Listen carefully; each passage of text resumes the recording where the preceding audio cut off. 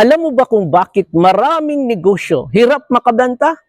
Hindi dahil pangit ang produkto, hindi dahil mahal ang presyo. Kadalasan, mali lang ang scripts ng sales. Maraming negosyante, sobrang sipag mag-post, sobrang sipag mag-message, pero ang sinasabi nila sa customer ganito, "Hi, sir, ma'am, baka interested po kayo sa product namin." Aminin natin, kapag ikaw ang nakatanggap ng message na ganyan, anong unang reaction mo? Sin? Ignore? Scroll? Bakit? Kasi hindi pa interested ang tao. Hindi mo pwedeng tanungin kung interesado sila, kung hindi mo pa sila ginagawang interesado. So ngayon, bibigyan kita ng simple sales scripts na pwede mong gamitin sa chat, DM o kahit sa actual conversation. 3 steps lang. Simple, practical, effective. Step number 1, start with curiosity.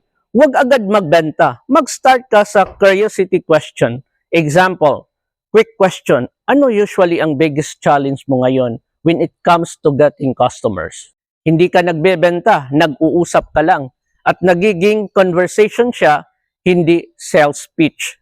Step number 2, i-relate mo ang problem nila. Kapag nag-reply na sila, doon ka papasok. Halimbawa, sinabi nila, ang hirap makahanap ng clients. Pwede mong sabihin, actually, marami akong nakausap na business owners na ganyan din ang problem. Kadalasan hindi issue ang market. Ang issue lang is wala silang clear system to attract customers. Hindi ka pa rin nagbebenta. Pinapakita mo lang na naiintindihan mo ang problema nila. At kapag na-feel ng customer na naiintindihan mo sila, doon nagsisimula ang trust.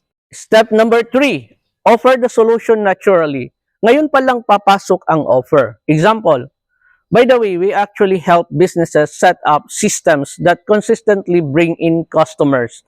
If you're open, I can quickly show you how it works. Simple, walang pressure, walang hard sell, parang nag-aalok ka lang ng tulong. Ito ang malaking lesson dito. Sales is not about pushing products. Sales is about guiding a conversation. Hindi mo kailangang maging super galing magsalita. Kailangan mo lang tandaan ang 3 bagay. Start with curiosity, understand the problem, offer the solution. Kapag na-master mo to, mas maraming magre-reply, mas maraming mag-i-inquire, mas maraming magiging customers. Kaya tanungin mo sa sarili mo, ang scripts ko ba nagbebenta agad o nakikipag-usap muna? Kasi minsan sa negosyo, hindi marketing ang problema, script lang.